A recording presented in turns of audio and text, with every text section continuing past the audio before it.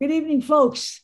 This is the Factivist report for Sunday, December 12th, 2021. And we're taking a slight diversion tonight from the media. We will be back on that, though. And we're going to talk a little bit about guns. Guns in America, the uniquely American obsession with guns, and the fact that this is the only nation that has mass shootings on the level that we have. And Dave's got a lot of really good statistics and numbers that he put together over the week and we talked about. So we're going to go ahead, turn it over to Dave and let him run with it. What I will say is that, yeah, we'll touch on a couple of the things that you have heard about in the news, but I believe that the real news story is the sheer volume of shootings that aren't talked about. And we're talking about, on average, one school shooting or at least a threat every single day. And that is unheard of in any other country on the planet.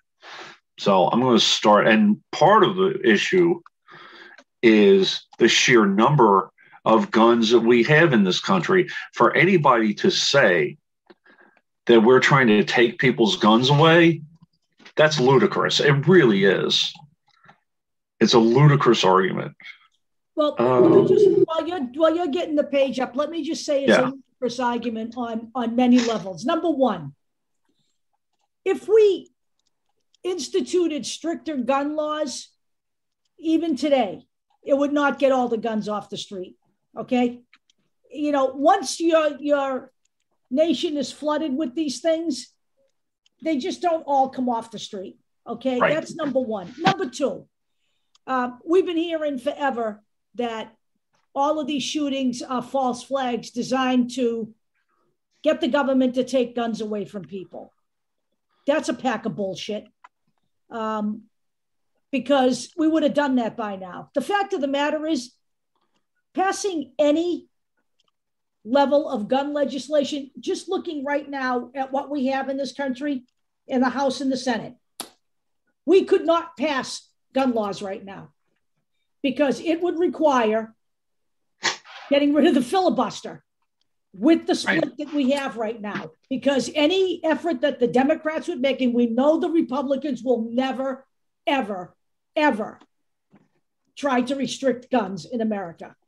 Anything the Democrats try to do in that light, and even if several Republicans join them, you would need 60 votes to overcome the filibuster that the Republicans would put in place.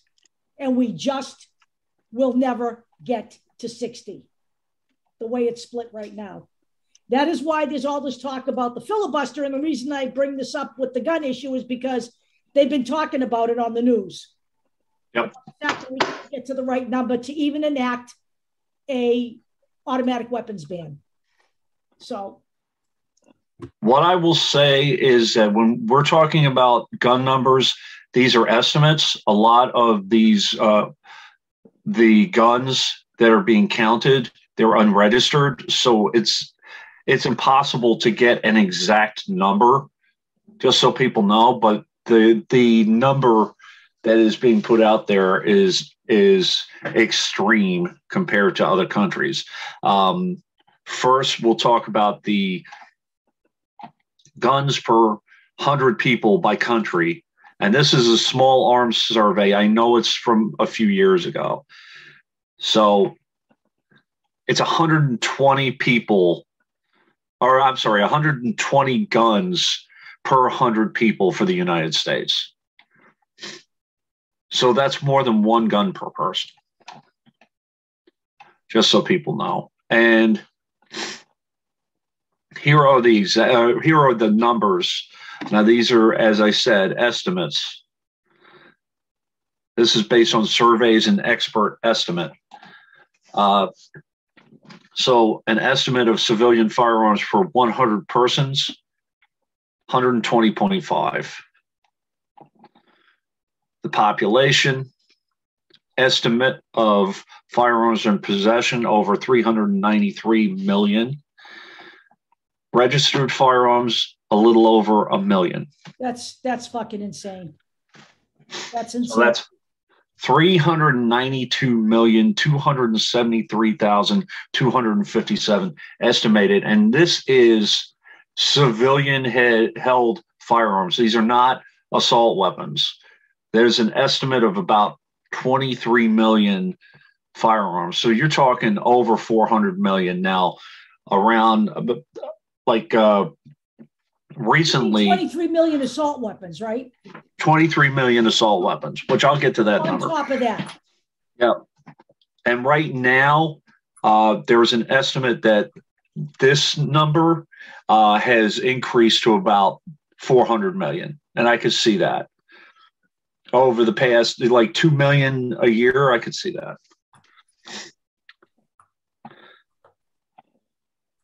And we have guns being promoted more than ever before by our legislators. As you've heard, this is the family of Thomas Massie with his Christmas card with these guys posing, a couple guys holding weapons with one hand. So, and then not to be outdone, we have Lauren Boebert having Thomas Massie rep Thomas Massie's 6. And these kids are holding weapons,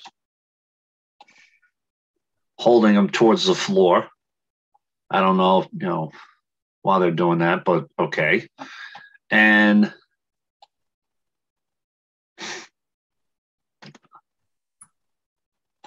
also in this little story, they mentioned the Everytown Research and Policy, and I actually have them in a couple of clips here. Participants identified that frequent media portrayal of guns glorifies their use and promotes using gun violence as an acceptable means of conflict resolution. And apparently including Lauren Boebert, but not limited to Lauren Boebert. And Boebert is often being seen, at her Shooter's Bar and Grill. I think that restaurant is still closed. I'm not sure, but I hear about it all the time. This is the Everytown report I just talked about.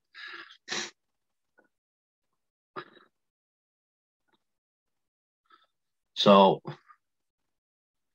this was a child who was actually trying to advocate for youth violence prevention. When Devontae was asked what he wanted for his birthday, he didn't ask for a big celebration. He only said, "I'm glad I made it to see out 18. He was shot and killed less than 1 week later. He had previously spoken before the Baltimore City Council on youth violence prevention. And if you've heard about Baltimore, they do have a serious issue. So here are a couple of statistics. More than 3,000 children aged 0 to 19 are shot and killed. 15,000 are shot and wounded. That's an average of 51 American kids every day. So estimated 3 million children witness a shooting every year, and that could create PTSD. They don't really go deeper into the PTSD issue, but though. There's some statistics on the number of deaths. A large number of these deaths are suicides. Firearms, leading cause of death for children and teens. Uniquely American problem. Tied to the just sheer glut of guns that we have. Compared to the other high-income countries, American children aged 5 to 14, 21 times more likely to be killed with guns, 15 to 24, 23 times more likely to be killed with guns. when children and teens are killed with guns, 58% are homicides, more than 1,900 deaths per year. Now, 36% suicides, 1,200 per year. School shootings are a big part of this, and I'll get into it. I do have a chart later on. The youngest child that was involved in a school shooting that actually shot was 5 years old. So, and they also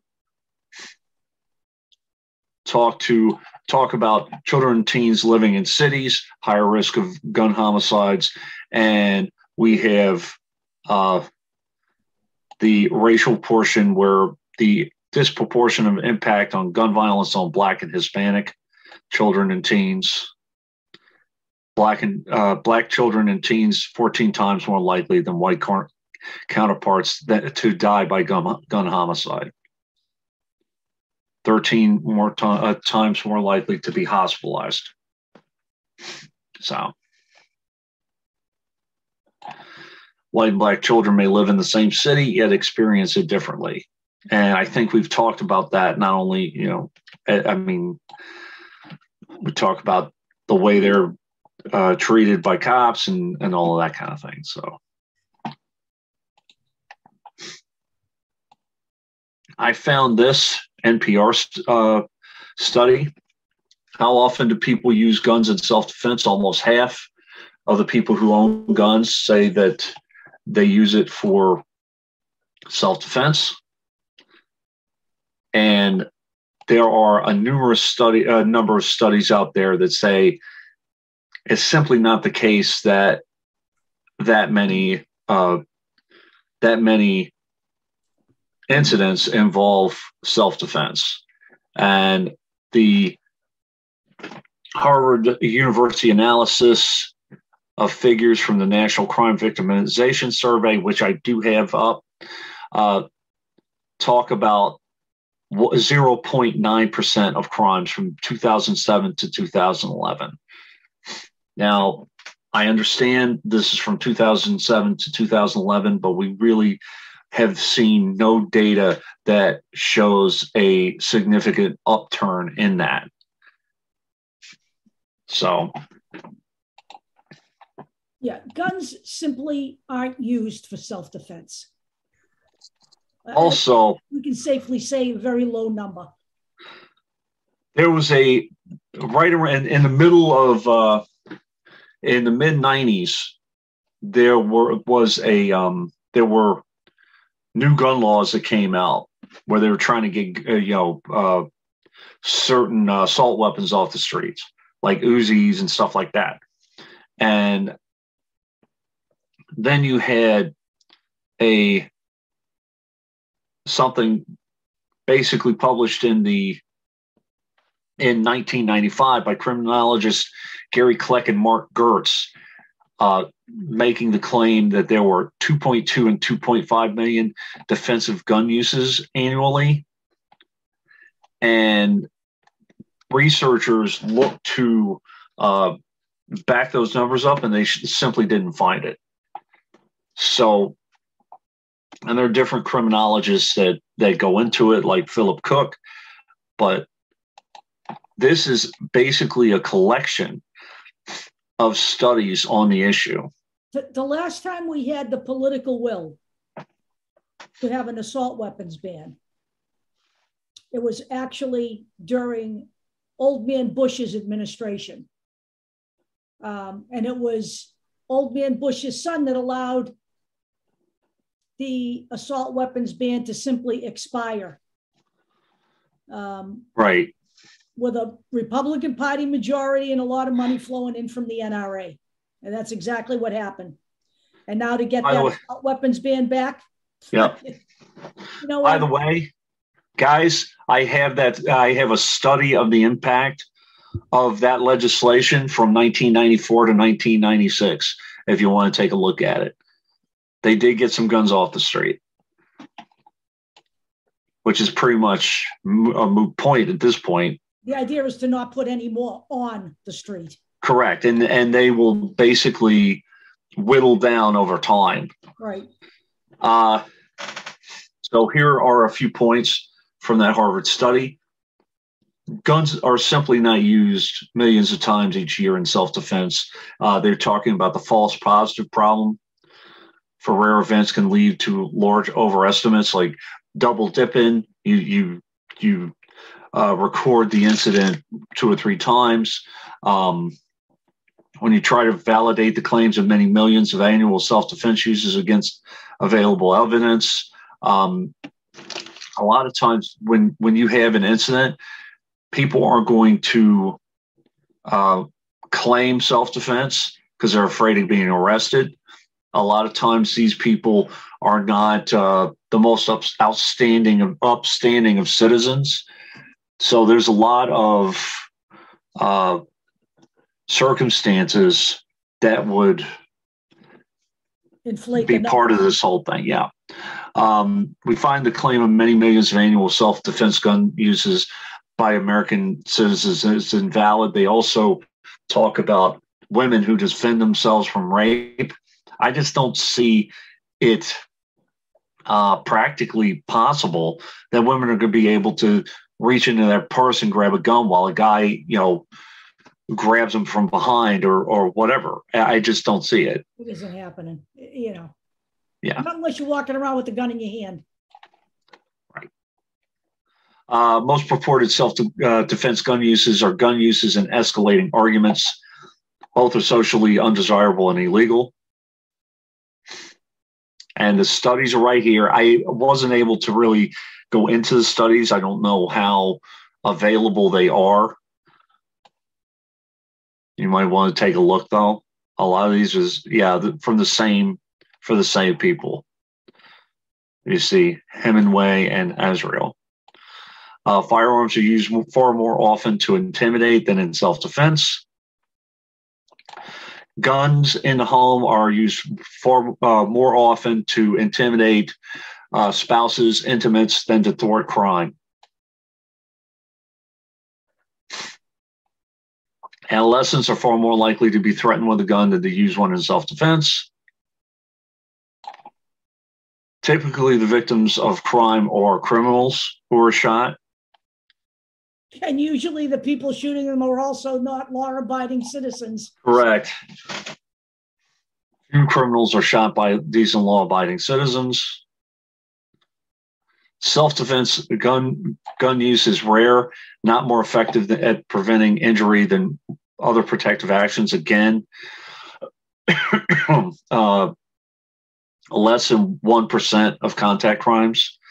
Now, they say women never use guns to protect themselves against sexual assault. I would say, you're always going to be able to find one somewhere, but they use more than 300 cases. So they didn't find one in 300. So it's rare to be able to use that. Now, you turn around and you say, oh, well, it just happened. What about Kyle Rittenhouse? So Kyle Rittenhouse, in 2017, he was put into 2 programs, one for police officers, one for like firefighters / EMT. I don't have a problem with the firefighting or the safety part.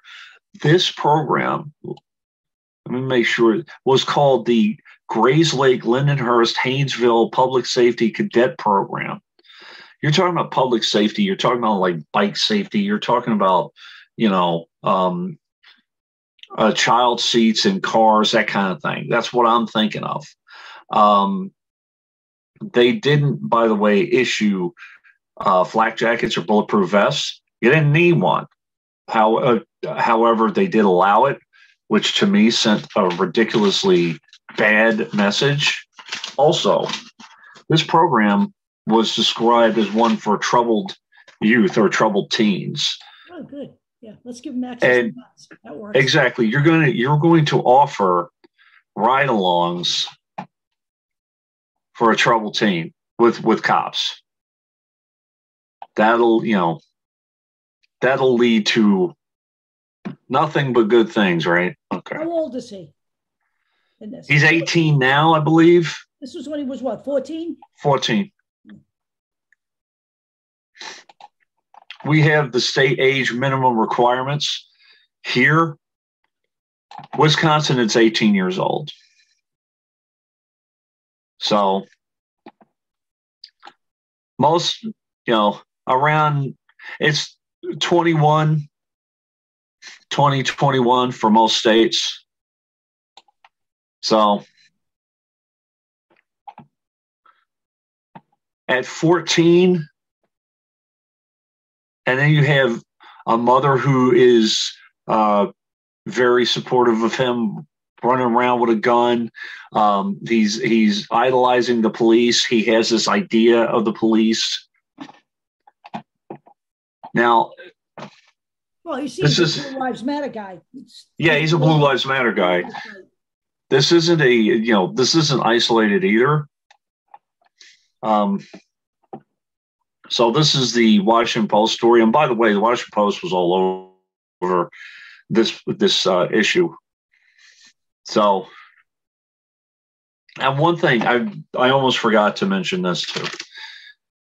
During the incident in question, that everybody was talking about in 2020, the local police in Kenosha, they were applauding these guys. They were thanking them for being out there. They were advertising for them to join them before. Yeah.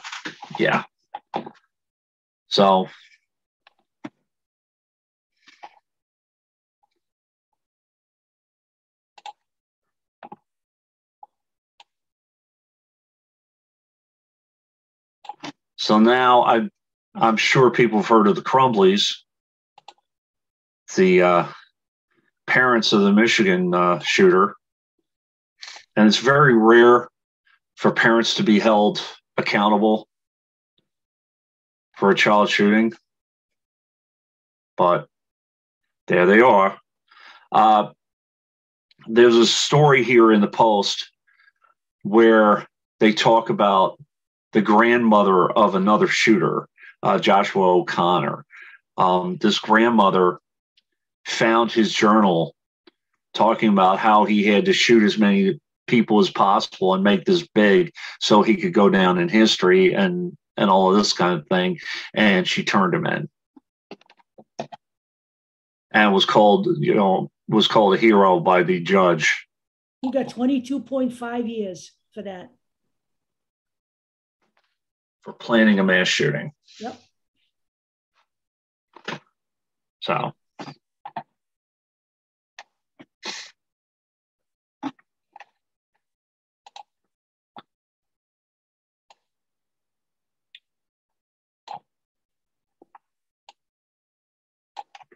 This is students since Columbine. Columbine was what, 1995, I believe? 1999. 1999. Okay, 1999. So 278,000 students have experienced gun violence since Columbine.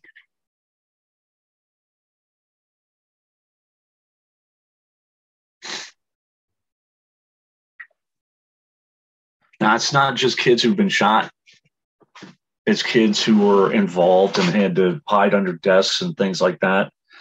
157 children, educators, other people have been killed in assaults. Another 351 physically injured. And they go through lists.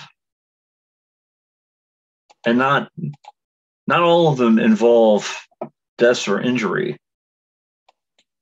But this kind of stuff is traumatic, especially when you're talking about younger kids.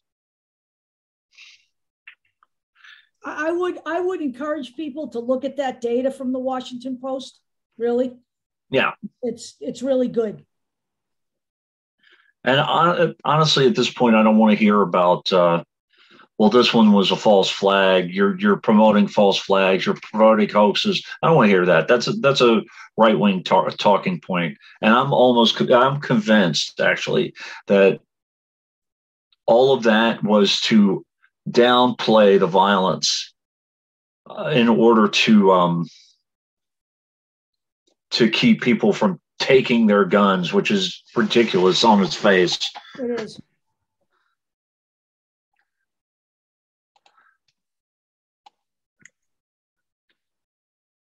Now we have a gun instructor, and this guy is he's well versed. He has,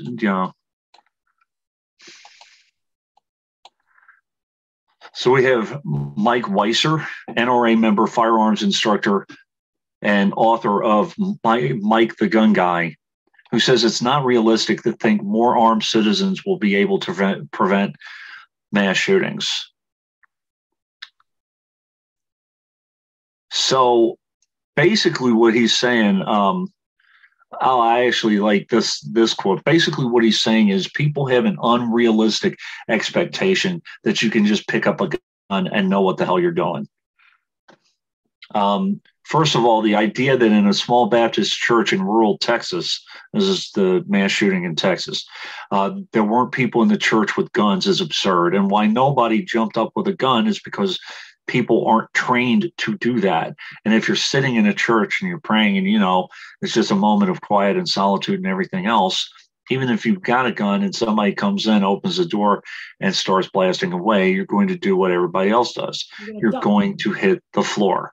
Right. You're not Clint Eastwood or Rambo or whatever. The idea that the average citizen, even though he's had a little bit of, I don't want to call it training, just experience in using a gun, because it's not training. You don't get trained by just a little time at the range and having some guy tell you, okay, point the gun here, bang, bang, bang. That's not training. Yeah. On what kind of training someone would need to stop an active shooter. I wanted to talk about this because this is basically what we're talking about with Rittenhouse, who, by the way, was in like a school cadet program. You would need more training than 50% of the sworn active law enforcement officers in this country ever get. And by the way, when you go to the range, of course, even if you're shooting a target, the target is standing still. A person doesn't stand still.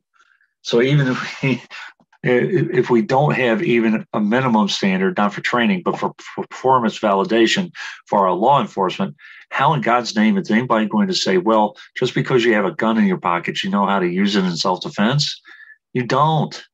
The idea that if you go, you buy a gun, a couple hundred rounds, on the range, and you can protect yourself from crime in a way you couldn't do before. Now, there's no question that Americans have become, all the surveys show this, Americans have become more fearful of, I don't know what, but of something. Americans have become more convinced that a gun makes you safer and protects you, even among people who don't own guns. But I think we all understand the fact that what people believe and what people think doesn't necessarily align with the reality of the situation. And that is certainly true in this case. This is a guy who is a member of the NRA. So here we talk about guns in the home, firearm safety for families, the possibility increasing dramatically that you're going to have an accident in the home with a gun in the house. The fact that many families do not safely store their ammunition and their gun separately. Now, if you do that, you're going to have to give yourself time to get to your lockbox, get to your gun, and load the gun if an intruder does come in the house. Correct. Just so you know.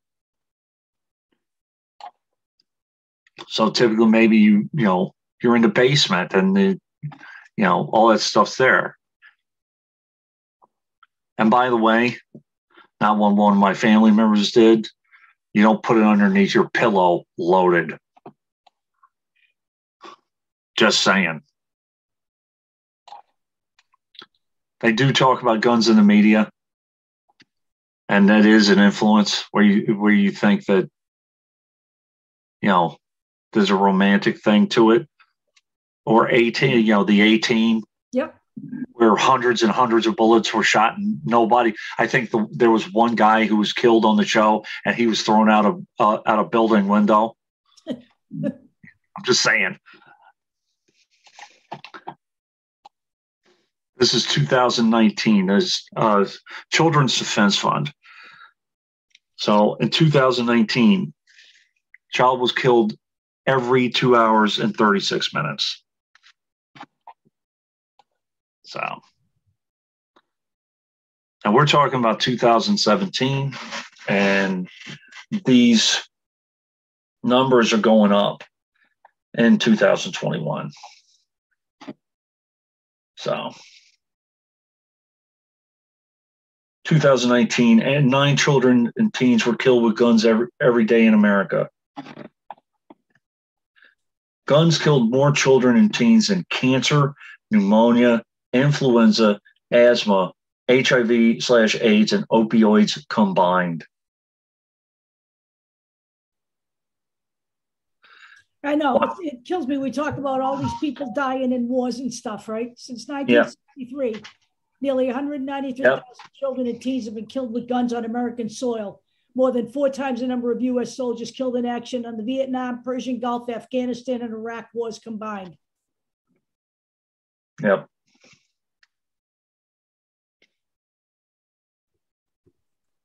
And again, to Lauren Boebert and all these other knuckleheads that glorify this stuff.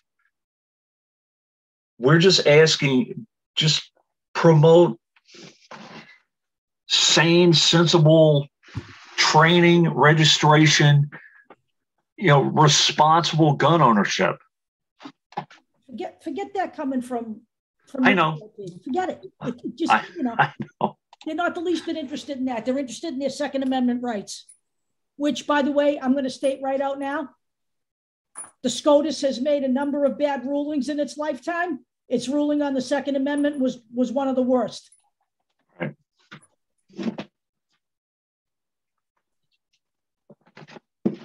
Again, this is Every Town Again. This is another story or report. Last updated in April of this year. More than 100 Americans killed with guns, 200 shot and wounded every day. Average deaths per year, 38,826. Suicide. When it comes to gun violence in America, nearly 2/3 of gun deaths are suicide. U.S. gun suicide rate is 10 times that of other high-income countries. Access to guns triples the risk of death by suicide. Look, if somebody's going to kill themselves, if they're hell-bent on doing it, they're going to do it. But why give them an easy option? White men represent 73% of firearm suicide victims in America. Homicide. Access to a gun doubles the risk of death by homicide. 25 times that of other high-income countries. This is a very unique situation to our country. And if you're talking about propaganda to destroy our country, what better way than to destroy it from within and make people pissed off at each other and just shoot each other? I'm thinking RT. Just saying. So 1,800 children and teens die by gun homicide every year. So you're going to start hearing the same. Black children and teens, 14 times more likely than white children. to die by gun by homicide. Now that was the same and the other, so this coming from the same source.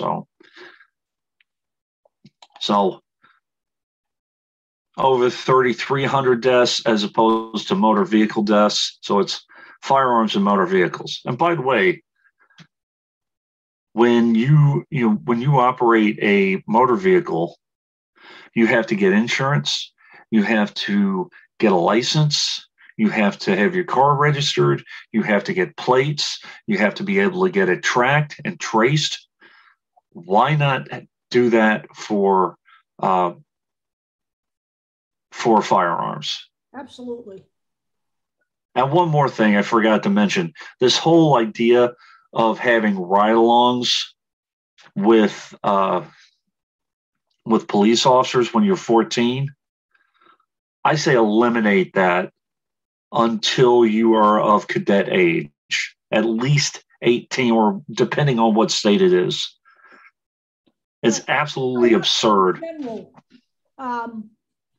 general,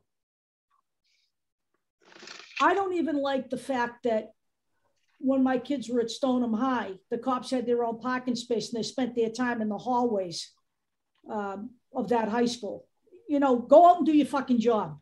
Right. I just have a problem in general with all of that. Now, this was something that was given to us. I'm just going to mention it real quick. Again, one per day threat or incident. This is Coloma High School. Put on soft lockdown. This guy was making threats, in terms that he was going to shoot people in the school, and he was arrested and taken into police custody. A lot of times that doesn't happen. As we saw. And also, when a successful school shooting happens, this often happens. Over 100 Michigan school districts closed to threats after deadly shooting. So,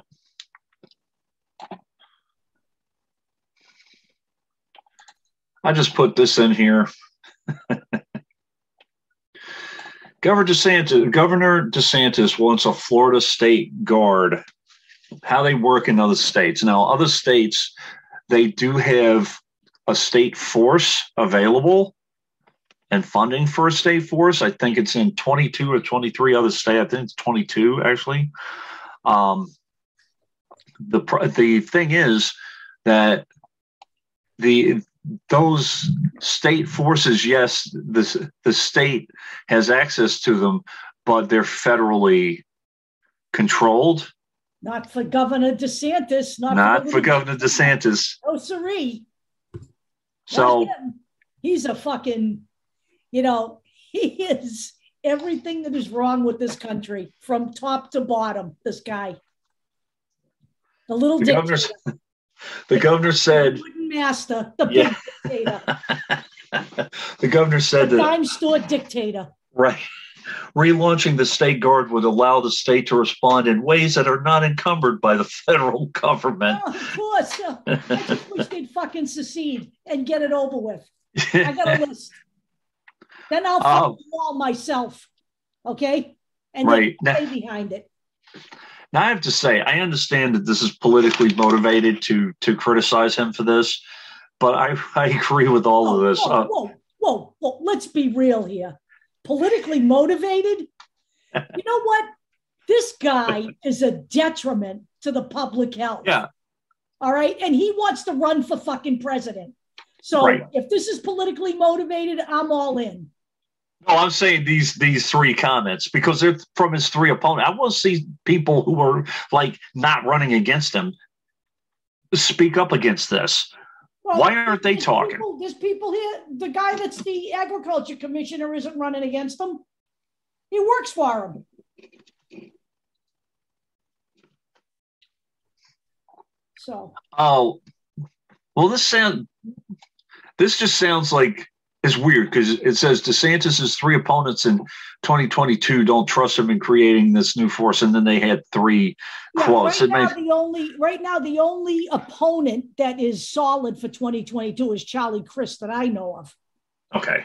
I mean, I agree with every single one of these. I'm just saying, I want more people to talk against them. That's all my point is. No governor should have his own hand-picked secret police. I agree. Florida doesn't need a paramilitary force, wrote Agricultural Commissioner Nikki Fried. Millions of Floridians know what it's like to live under regimes like this. They came to our state to escape them. Talking pretty much about Cuba. Wannabe dictator wanting to make his move for his own vigilante militia, like we've seen in Cuba, wrote State Senator Annette Taddeo.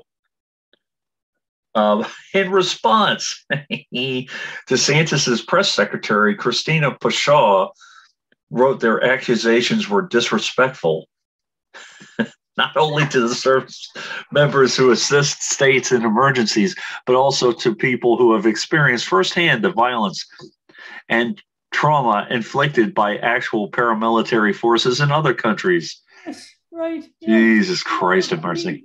Insulted. So, you have violence committed against them and have trauma from the paramilitary force in the state. So,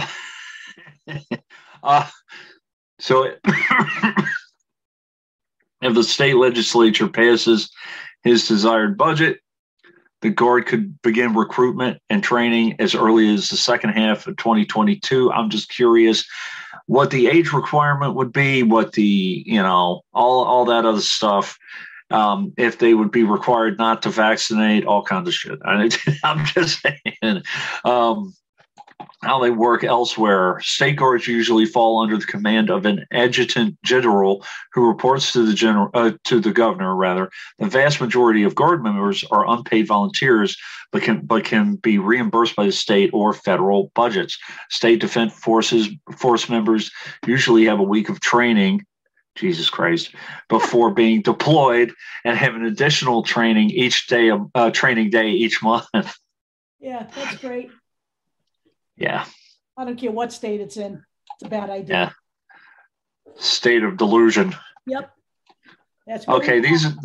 These are more statistics about gun deaths, and it pretty much says the same stuff. This is from the Pew Research Center. It just backs up what we've been saying. It's a little off, I think, from the 39,773. I think the other one said 38. So there's some variation in some of this, but it's pretty much right around the same stuff. So what I will say too, it's gotten worse. A lot of this stuff was from 2017, some as far back as 2011.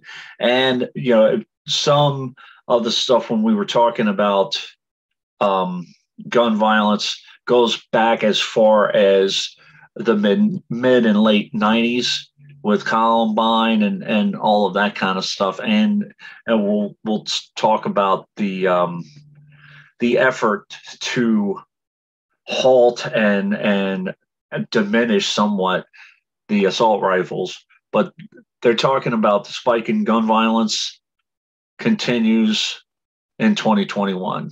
They're talking about COVID being a potential influencer, that kind of stuff. Mass shootings on the rise. So I want to mention this too. Through September 15th, there've been 498 mass shootings across the United States, and you define that with it's 4 or more deaths, not including the shooter. So how many have there been? 400? 498, an average of 1.92 per day. That's absurd. I mean, that is unbelievable, actually. Now, last year it was 1.67 per day. It's more than one a day. shootings, not people, shootings. Some could have as few as 4. Some could have as many as like 30. So you know. So this talks about the 20 million assault rifles that we have. I think they estimated about 23, something like that. Yep. Now, this person is talking about a ban wouldn't reduce that number. Now, that's true. You would stop the production of them, though. That's right. Okay. And you would also you would stop all transfer and all that kind of stuff. Whoever has it, has it. And I will tell you this, when they instituted the first assault weapons ban, they did a buyback program and right. turn their guns in. So, you know, the issue isn't to just say, oh, why bother? Because it's not going to reduce the number of guns on the street. Well, the fact of the matter is, it is, because it's going to stop them from being manufactured.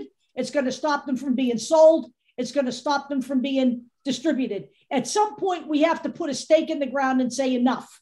All right? Right. Right. We don't need 40 million. We already got 20 million. We don't need more. Now, what Deb was talking about, this is a report from the U.S. Department of Justice, National Institute of Justice report from Jeremy Travis. This is talking about the impacts of the 1994 assault weapons ban, which happened from 1994 to 1996. This was, ironically, in March of 1999, a month prior to Columbine. So they talk about it. So if you're really interested in this, I'm not going to go through all of this. They talk about, you know, the different rifles, Uzis being taken, banned, AKs being banned, Berettas, the Colt AR, all this different stuff. And what happened over time. It was only 2 years. So I wanted to mention this. Going back to school shootings for a second. From 1970 to 2020, so that's 50 years, by age of shooter, you had one shooter as young as 5 years old. One at 6, or 2 at 6, 2 at 7, 3 at 8, and then it just gradually goes up. The most was at 17 when they're about to graduate. And then, if you notice, 31 and over. So that's 125. That could be parents. That could be any number of things. It could be an old student. It could be any number of things. I know there were a couple of shootings in that age bracket that were teacher on teacher as well. Okay. Yeah, that makes sense. One of them was actually, they were in a relationship. I know one of them was. Okay. There were a couple where they were just arguments between teachers. Right. A principal. I didn't even think that way. Or a gym teacher or staff, custodian, something like that. Yep. You know.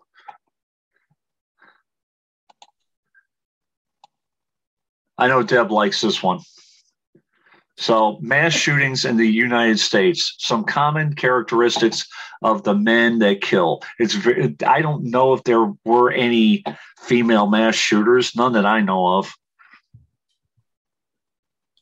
So, in a 2014 paper published in the journal Men and Masculinities, it was determined that mass killers tend to share elements of white entitlement, middle-class instability, downward economic mobility, and heterosexual masculinity. Does it sound like a certain group that we're talking about over time? Mm-hmm. Sounds like the right wing to me. It does to me too. Now, this was written by who was it? Madfis, and what they're talking. Eric Madfis of the University of Washington, Tacoma. So one of the world's leading experts on mass murders in the United States. They do a profile of the Vegas shooter. Now, I know how people think about the Vegas shooter. They're not just talking about the Vegas shooter. So you know, they go through a whole profile of race and traits and all of that stuff. And it's not just one guy, just so you know. You know, if you take the traditional definition of like a serial killer, let's use that for an example, right? Yeah. We know that Eileen Wuornos was a serial killer, all right? Correct. But, Correct. So we do have those anomalies, and she was a pretty bad serial killer too, I might add. But not a mass shooter. Right. But even among serial killers, though, the dominant characteristics are white males 21 to 35. Right. You know, not a significant number of African American serial killers, not a significant number of Asian American serial killers. So it follows a pattern no matter how you look at it. Now, the next story is extremely disturbing. I'm just giving everyone a warning beforehand, but I have a point to it. And everyone talks about everybody has a right to guns. Actually, legally, no, they don't. So, this story, Kansas police officer's German Shepherd puppy was beheaded in what authorities are calling a targeted attack. The family let the dog out around 7 a.m. Someone abducted the puppy, took him somewhere else, beheaded the puppy, and put the puppy back in the backyard. And there it is. So cute. I know. It actually really upsets me. I don't care that it was a cop. This is a freaking innocent puppy. What the hell? But there's a point. Give me a break. And the point is what? The point is the link between cruelty to animals and violence towards humans. There is a strong link between cruelty to animals and mass shooters and serial killers. Yep. So if someone does something like this, should you allow this person to have a gun, an AR, an Uzi, a rocket launcher? They've already shown that they have a propensity towards violence. And almost every serial killer. Jeffrey Dahmer was a classic example. Right. A landmark 1997 study by the Massachusetts Society for the Prevention of Cruelty to Animals and Northeastern University found that animal abusers are, in fact, 5 times as likely to also harm other humans. Another study published in 2013 found that 43%, almost half, of those who commit school massacres are committed acts of cruelty to animals, generally against domestic animals, cats and dogs. So I have a little bit of information on who is already prohibited to have a firearm. So anyone who's convicted in a court of a crime punishable by imprisonment for a term exceeding a year, anyone who's a fugitive from justice, anyone who's an unlawful user of an addicted or to any controlled substance,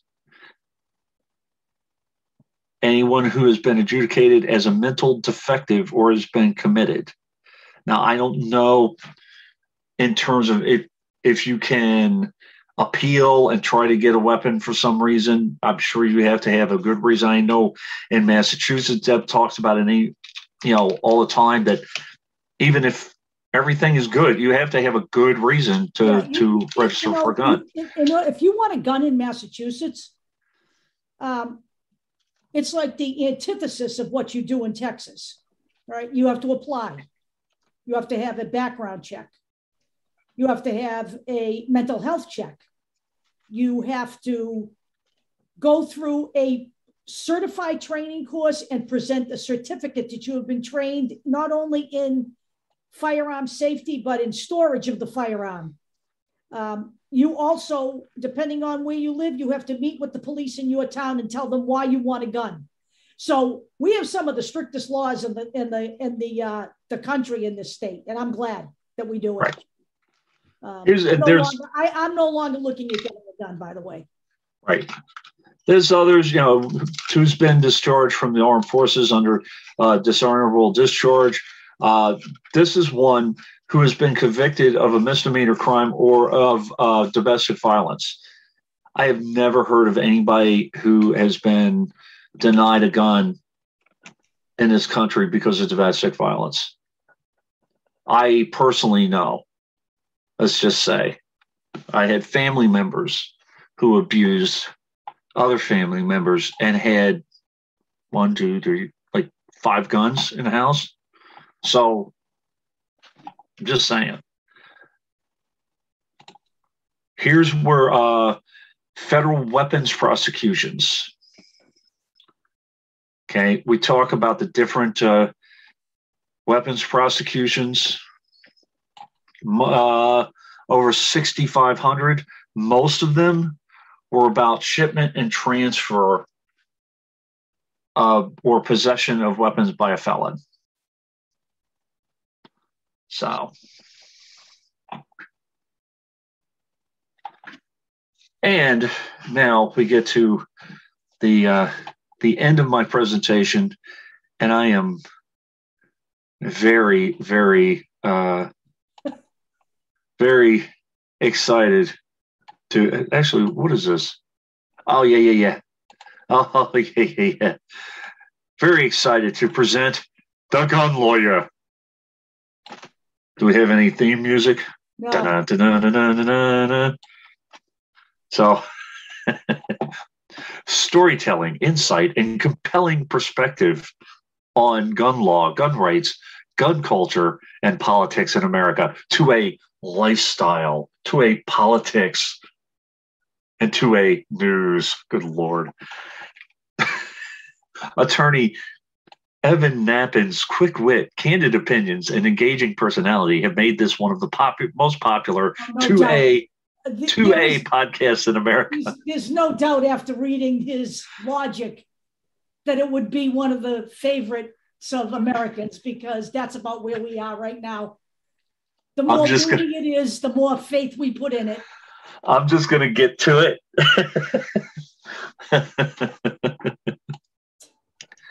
100 Reasons Why You Need an Assault Weapon by Evan Knappin, attorney at law. I love the first one. Yeah. To help continue the American tradition of citizen/soldier. That's just fucking amazing. Amazing. Recreation. Recreation. You get quick extra shots at more game while hunting. Is this guy for real? Does he realize in some states, you're not allowed to hunt with assault weapons? Right.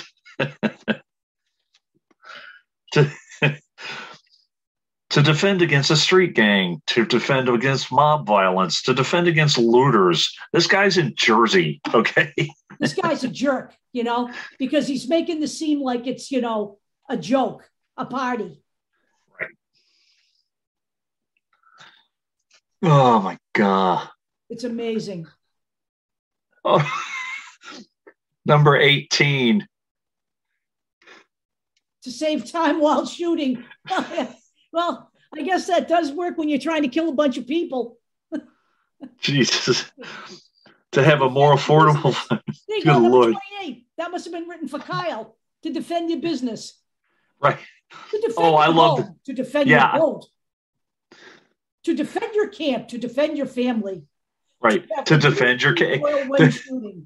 The Dr. Seuss gun defenses. To defend your mat. To defend your cat. To defend your bat. Yeah, it's like Jesus Christ. as a military souvenir. Yeah. How about this one? To have more psychologically intimidating firearm, often the mere presence of a firearm will stop a crime. Really? Show me the statistics that prove that.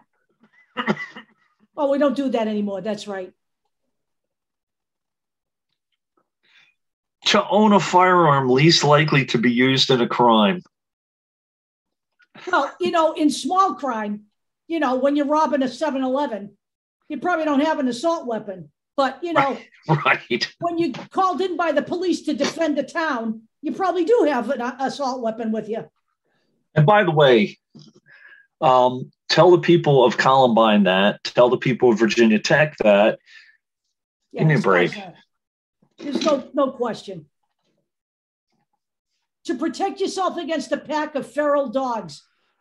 Well, shit, I see that every day. Yeah, we call that the Republican Party. Own a firearm, better for the physically handicapped. That's why Madison Cawthorn rides around in his wheelchair with one.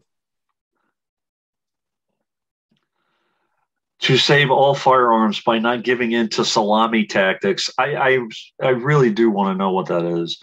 All I know is it's insulting salami. Right. Oh, I like, yeah. Oh, I like, okay, I have to read these. Number 57, because they are interesting. Yep. The number 58, to hang on your wall. 59, to shoot clay targets. 60, to shoot paper targets. 61, to shoot metal targets. To exercise a constitutional right. No, actually, that's actually not true. I promise you that the founding fathers never envisioned an AR-15 or an AK-47. Now, I don't even really hear people talking about Uzis anymore, so I don't know how many are actually around. What? An Uzi. I don't know. I don't know either. So, to exercise a constitutional right, to exercise a natural right, to exercise a civil right, to exercise a fundamental right, to exercise an inalienable right, to exercise a human right, to exercise an inhuman right. What the hell? All right, hold on. To defend yourself after a New York City type blackout. To avoid a Tiananmen Square. Predators. Right. To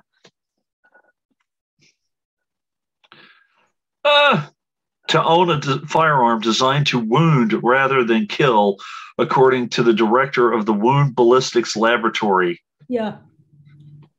Just ask the victims of, I'm sorry, I'm not supposed to say that, but I don't care.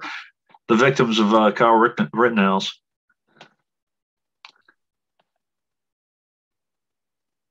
Because it's more pleasant to shoot. Pleasant to shoot, right. To own a firearm that might be banned.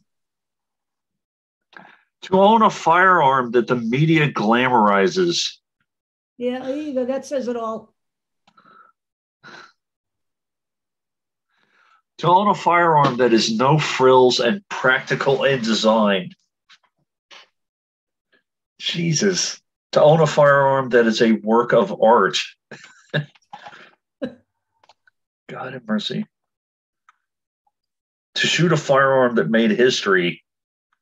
What are you making the history by blowing everybody away?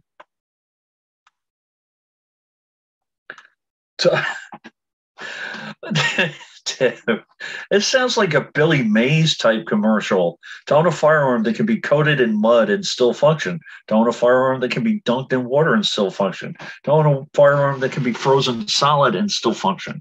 To own a firearm that can be buried in sand and still function.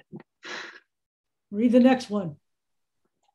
To be prepared for to be a prepared member of the unorganized militia, as defined in the U.S. Code 10 U.S. Code Section 311. I have to look that up now. Because you believe in freedom, and because you say you need one. I need a tank. Yep. Okay, Dave. Merry Christmas. In America, an individual's need should not be determined by the state. Oh, well, when I want to get a vaccine then, and you say I can't get one, then I guess I can. Jackass. All right, so that was fun. Here's another fun thing. Opinion. Who needs assault weapons when we have hammers? Now, this was a running thing a while back. So I think I found a flaw in the reasoning of gun owners. This is back in 2013. After the massacre at Sandy Hook, Rep. Marsha Blackburn insisted it was possible to commit a mass murder with any object that could do damage to a human body. A hammer, a hatchet, a car, a gun. At around the same time, a Breitbart columnist wrote that the number of murders committed annually with hammers and clubs far outnumbers the number of murders committed with a rifle. That's that's a flat out fucking lie. The thing that is amazing to me is, does Marsha Blackburn actually believe that the person who went into Sandy Hook could take a hammer and bludgeon 26 people to death before being caught? Is that what she's actually saying? That's actually what she's saying. I'm sorry, but there is just absolutely no redeeming qualities in anybody on the right. They're such amazing liars. It's amazing, and people just buy it. They buy it. So, okay, both Blackburn and Breitbart were peddling the same message. You can't blame the guns for the murders. People kill people, Deb, not the guns. Right. They absolutely do. If they want to kill people, they're going to kill them with whatever they can get their hands on, be it a blunt instrument or a firearm, although it is a hell of a lot easier to do it with an AR-15 or an AK. Gun owners insist that firearms are unnecessary to commit mayhem, that they are simply a passive tool in the hands of a murderer. Yeah. Okay. It's the spoons made me fat argument. Don't blame the weapon, blame the wielder, and focus on changing human behavior rather than banning a commercial product. Yeah, we're going to do that, right? Ask Marianne Williamson how that worked. Right. So now that I have properly depressed all of you, Merry Christmas to one and to all a good night. The idea that Americans are having their gun rights taken away is asinine and absurd. We have more guns than people, probably every other country, gun-owning country combined. So, and you see the unique problems that have occurred over time due to that.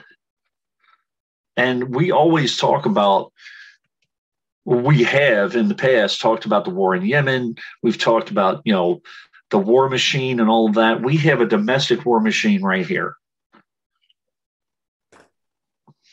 So, and it's ramping up even more now, and it's being promoted even more so by our legislatures now. And anyone who says anything about gun regulation is considered a radical. And again, you're talking just to register the gun, to make sure that it's traced. A little over 1 million out of almost 400 million. That's absurd. Yeah, it is. It is absurd. So to say that we don't have gun freedom, I'll say it. We have too much. Yeah, we do. Your car is trackable, traceable. You have to have a license to drive. Every gun in America should be tracked. It should be traceable. You should have to have a license on your person to even carry one. You know, it's absurd to think otherwise. It's absurd. Again, it's the vaccine argument magnified. It's absurd to think that the state or the government doesn't have a right to protect the people's public health. And your right to carry a gun is not more important than other people's right to survive. Those kids that are being killed in schools had a right to life, okay? They had a right to be safe. And somebody took that away. And you know what? As soon as we stop with this my individual rights bullshit, then we can talk about making America great again. But until that happens, I'm sorry, we're not so good. We're not. And by the way, my point with the whole DeSantis thing and the people who are speaking out, we have to speak out too. Yeah, we do. Yeah, we do. Yeah, we do. You know, as I've said, you know, you're a little late to the party when you want to get into defend Roe v. Wade now. You know, you need to, you have between now and the spring, you know, you have between now and the spring. The fact of the matter is that the Supreme Court allowed the Texas law to stand. But you know what? I don't see anybody out here pushing back. I saw some flurries from Texas when they passed the law, but you know, that's not enough. You know, you can make appointments and go, you know what, that's just exactly what we did. You know, to say that engaging doesn't work. In 1999, when I worked for the Human Rights Campaign, my target in my district was a representative named Peter Torkelson. He was a Republican. He had a 52% approval rating from the gay community. When he finally left office, he had an 83% approval rating. You know, people need to take part in this government. You know, no one wanted to get in the streets. Okay. So that's gone by the books. So be it. I'm good with that. But to say that non-engagement is a solution, that's not a solution. None of this is going to change, by the way. None of it. By the way, you reminded me, anyone who is concerned or upset or angry about Julian Assange probably eventually being extradited to the United States, where have you been? We tried. We tried. Where have you been? The embassy doesn't mean jack squat to anyone. You know, for people to believe that posting on social media has an impact, it doesn't. It's your bitch zone. It's a bitch zone. It's very valuable for disseminating information to the groups that subscribe to that. But it is not in any way effective as a tool to talk to your government. It isn't. It isn't. I will say that I believe that people have forgotten a lot of the things that Julian Assange actually brought to light at some point. And I always say this, and we get on other topics, but at some point I do have to get back to that. And we do have to, but he's going to be extradited. I know they're appealing it, but it's going to happen. No one is speaking up. We're here, or if you guys, we need more people out on the street. I'm not going to go out there, especially now, and just be there by myself. It doesn't do it. No. Other than potentially put yourself at risk. Now, even more so and by the way, COVID's not over. Right. Anyway. But that's Merry Christmas, everybody. Good Lord. All right, I'm going to kill the recording. We're done? Hopefully not with an AR. Just turn the button. Got that. See ya.